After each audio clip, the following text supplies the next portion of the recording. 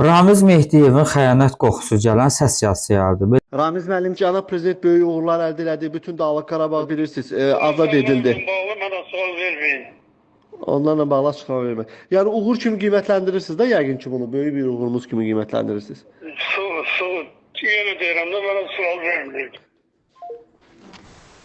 Belə ki, illər öncə tanınmış jurnalist Əli Vəliyev ona müsahibə zamanı ünvanladığı prezidentimizin Qarabağ zəfəri və eləcə də Azərbaycanın işğal olunmuş torpaqlarının geri qayıtması, ərazi bütövlüyü ilə bağlı sual ünvanlayıb və çox təəssüflər olsun, belə bir cavab alıb. O bildirir ki, belə bir suallara cavab vermək istəmir, bu mövzuya toxunmaq istəmir. Bunun üçün gərək təmiz Azərbaycanlı qanı axmasın qanında. Bunun üçün gərək xitəyə qədər xəyanətin içində batasın. Bunun üçün artıq bir neçə gün bundan əvvəl bilindi ki, Ramiz Mehdiyev Azərbaycan xalqına, dövlətimizə xəyanət edib. Siz necə düşünürsünüz?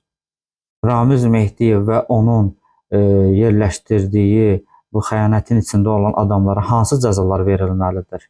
Ümumiyyətlə, təmiz Azərbaycanlı olan, dövlətini sevən, illərcə dövlətinə xidmət etmiş adam belə cavab verməli idimi?